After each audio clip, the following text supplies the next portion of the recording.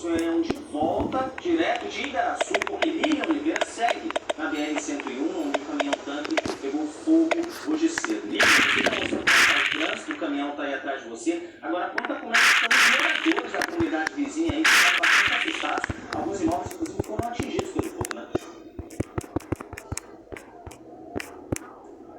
Pois é, foram 4 imóveis identificados pela Defesa Civil que foram atingidos pelo fogo. Um deles teve perda total, uma casa que foi completamente destruída. E aí o caminhão ele só vai poder ser retirado realmente quando essa carga que ainda está lá dentro seja transferida para um outro veículo, né? Então ele só vai poder ser retirado nesse momento por conta do risco, né? Então a gente vê aqui o chão bastante preto aí por conta do óleo, né? Do diesel, por conta das chamas também. A pista central foi liberada para os motoristas seguirem, porque o trânsito ficou muito complicado, muito mal aqui na BR-101, sentido João Pessoa, né? E aí os moradores também registraram esse incêndio. A gente mostra para vocês, olha, aqui nessa parte que a gente está agora tem muito comércio, né? Essa oficina que não pôde abrir, porque as chamas também atingiram as portas, né? De acordo com a Defesa Civil, na parte de dentro não teve danos, só que na parte externa mesmo. Os postes, né? Muitos fios no chão. A gente vê ali na frente também funcionários de uma empresa de telefonia fazendo ali a reposição. E é isso, é um trabalho de muita gente está trabalhando aqui para que a pista seja liberada o quanto antes. Chegaram também alguns funcionários de uma empresa especializada que faz a remoção desse material, né, a limpeza, para minimizar esse dano ambiental.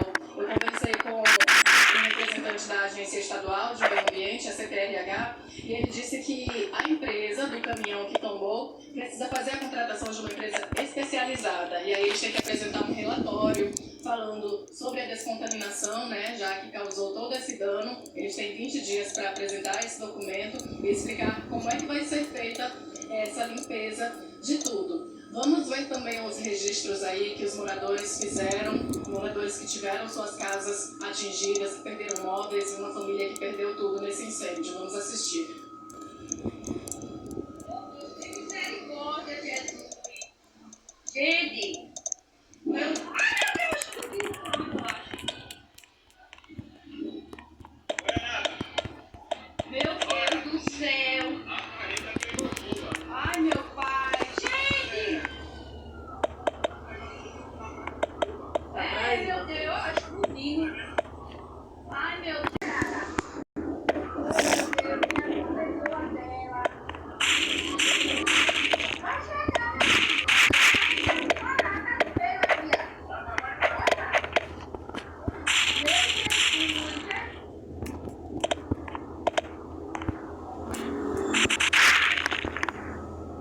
Parte desses moradores tiveram que ficar no centro de tecnologia que o CETEM está funcionando como abrigo, com banheiro, sala para que esses moradores possam realmente se abrigar.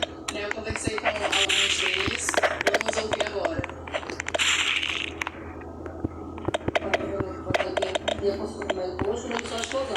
Quando eu ligo a garagem, tem uma janela ali, que eu olho pra cima. Tá onde já? Entra com o banheiro, a polícia lá no banheiro pra colocar, né?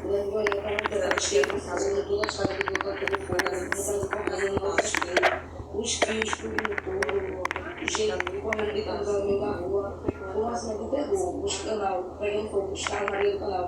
Quando tem nos carros, já tem um carro de amigas que pegou fogo também, porque um dia teve que tirar, o outro ali quase pega fogo. Foi um desespero total.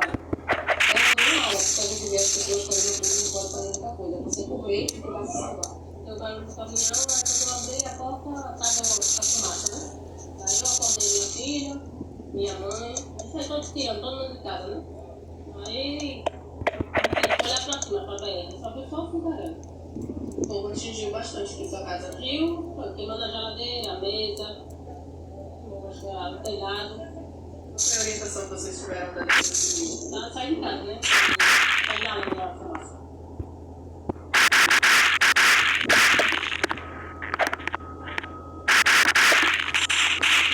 Nós estamos aqui desde cedo, Gustavo, e o cheiro ainda é muito forte, né? O cheiro do combustível, o cheiro do queimado. A gente viu também fumaça, ainda viu um pouco de fogo na hora que a gente chegou.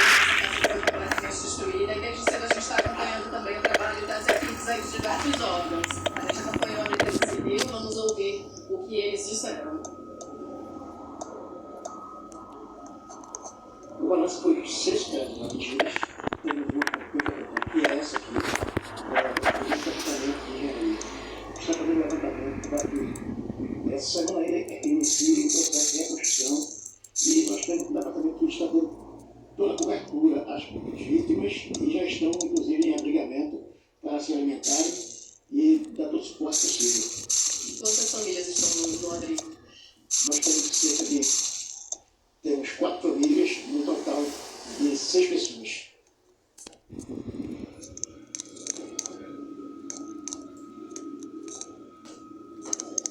Bom, o caminhão tombou cedo, né? O Corpo de Bombeiros disse que foi acionado às 6h10 da manhã. E aí esse caminhão que vinha sentido João Pessoa, por conta desse incêndio, a pista precisou ser interditada. Por enquanto, os veículos seguem pela pista central, que é aquela pista exclusiva para ônibus, mas que agora foi liberada para todo mundo, né? Essas chamas se espalharam pelo canteiro central, também atingiram comunidades próximas aqui, nessas casas que a gente mostrou agora.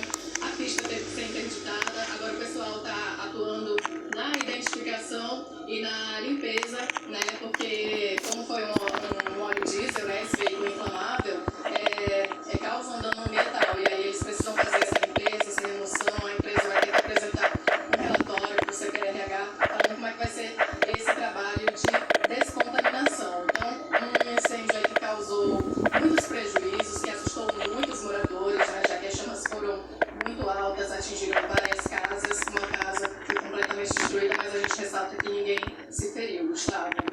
Essa é a informação mais importante, né, Lilian? Que bom que pelo menos ninguém se machucou, porque foi um dano muito grande. As imagens são assustadoras, né? Pelo que a gente acompanhou desde cedo, pelos vídeos enviados pelos próprios moradores, por quem passava de ônibus aí pela 101. Então a gente agora aguarda e vai acompanhar os desdobramentos, né?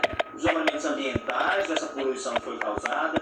Também vai aguardar a retirada do caminhão. A gente lembra que os bombeiros disseram que ainda tem combustível dentro, né, dos tanques. Esse combustível tem que ser transbordado, tem que ser retirado daí, para que aí sim o caminhão tanque seja retirado, rebocado, e aí a pista seja liberada, a pista sentido da norte, sentido João Pessoa. Os carros estão passando pela pista central, carros, caminhões, ônibus, enfim. A pista que é só de ônibus agora está liberada para todo mundo, para tentar desafogar o engarrafamento aí nessa altura do quilômetro 43 em Igaraçu.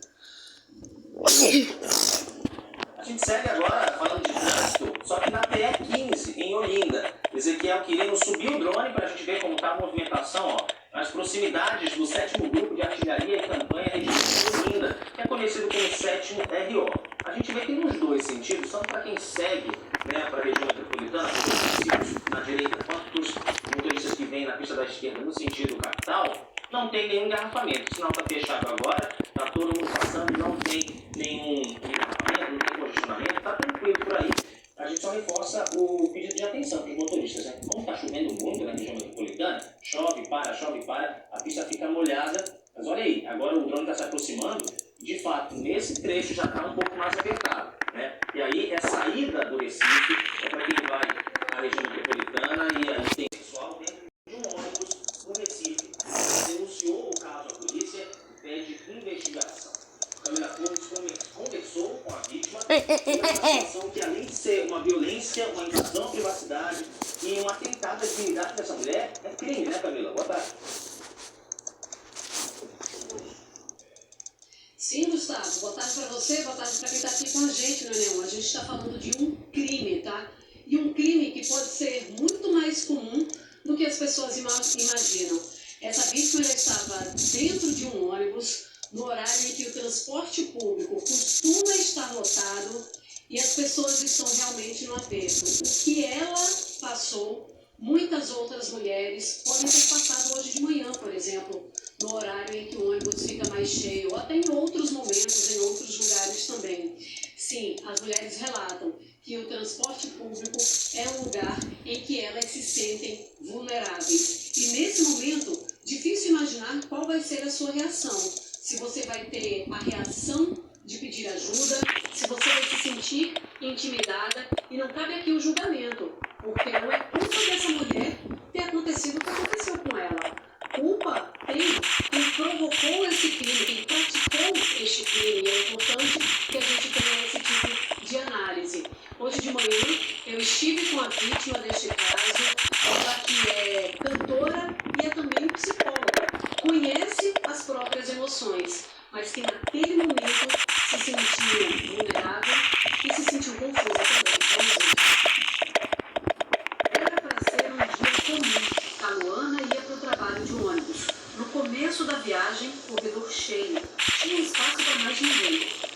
estava sentada naquelas cadeiras mais altas e um homem estava de pé, ao lado dela.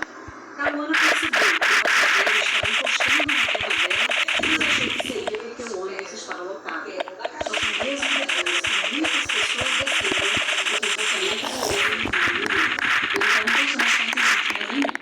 Tem uma mulher do meu lado, que eu não sei se ela percebeu que eu estava meio que me espremendo nela, me afastando para sair de perto dele.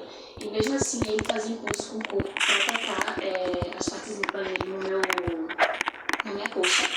Ao longo da Avenida Agamenon Magalhães, no Recife, Caruana foi ficando cada vez mais incomodada, até que o homem tocou nela com as mãos também.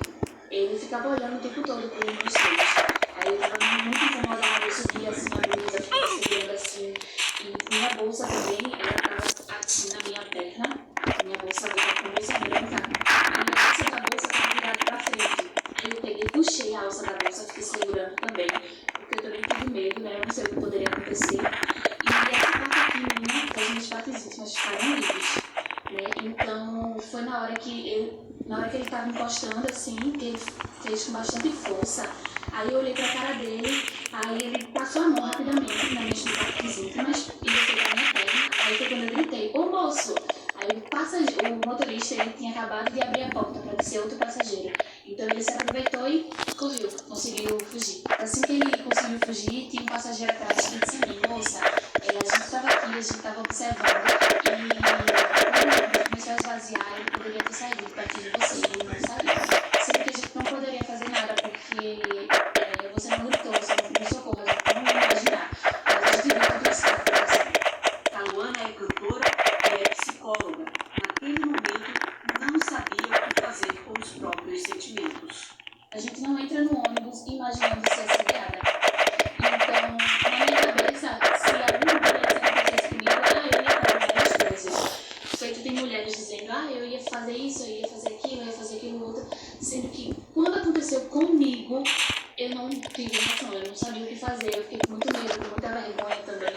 Eu não sabia o que fazer. Eu só fazia chorar, eu me tremia. Eu tinha uma mulher do meu lado, né, que ela fazia, calma, tudo vai se resolver. E eu só conseguia chorar. E minha reação foi ligar pro meu pai. Foi a primeira pessoa que passou na minha cabeça. Eu liguei pra ele me acalmou. E eu disse que eu ia chorar. No mesmo dia, na segunda-feira, ela foi à delegacia. O caso foi registrado como importunação sexual. Ela desabafou nas redes sociais.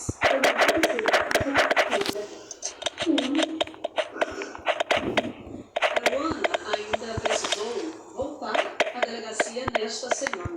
Depois que ela passou a divulgar o que aconteceu, ela começou a ser ameaçada também.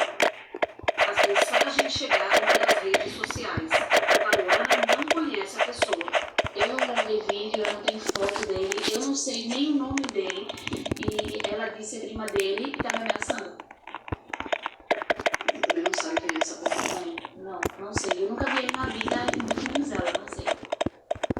Tá assustada? Muito. Eu tô sem trabalhar por causa disso, porque eu dependo de ônibus e eu não consigo sair de casa, porque eu não conheço ela provavelmente me conhece, né? E eu posso ser atacada a qualquer momento. 2 boletins de ocorrência nas mãos e uma força enorme. Caruana contou que foi abusada na infância quando não conseguia falar sobre o assunto. Agora adulta e consciente da importância de não se calar, está determinada a buscar justiça. Tudo isso que eu passei, eu não desejo pra mulher nenhuma. Eu tenho certeza que eu não fui a única, mas o que eu puder fazer pra ele ser punido e pra eu ser a última, eu vou fazer. Você viu ali o relato de Caruana, uma denúncia difícil, imagino, e muito necessária. É a partir dela que os crimes são investigados. Para você ter uma ideia, de janeiro a junho deste ano, a Secretaria de Defesa Social registrou 410 casos de importunação sexual em Pernambuco. No ano passado todo, foram 1.044 casos. Esse termo ainda gera muitas dúvidas e acaba sendo confundido com assédio sexual e com estupro. Por isso que nós vamos voltar a falar com o senhor Afonso, que está lá de uma delegada, para explicar cada um desses crimes para a gente, Camila.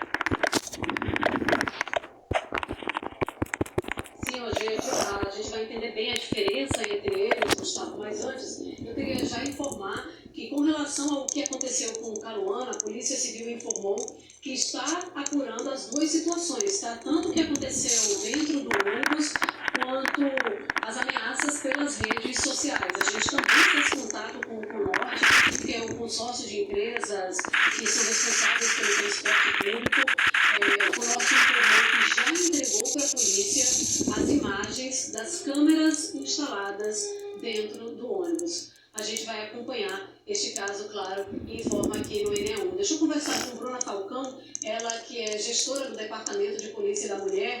Doutora Bruna, vamos começar explicando, então, exatamente o que é a importunação sexual, que teve 1.400 casos, né, registrados no ano passado aqui em Pernambuco. O que caracteriza exatamente? Como foi caracterizado esse crime como Carolina? Boa tarde. Boa tarde, boa tarde a quem nos assiste. A importunação sexual é uma prática criminosa de atos libidinosos diversos com outra pessoa sem o consentimento dela. A ideia é que essa pessoa pratica um ato libidinoso para satisfazer a sua paixão, pode ter essa pessoa, mas aquela pessoa, com quem se pratica o ato, não consentiu, não deu permissão para que aquele ato fosse praticado. Importante dizer que a importunação é crime, né? Tem pena prevista. Sim, importunação sexual é crime, com pena prevista de reclusão de 1 a 5 anos.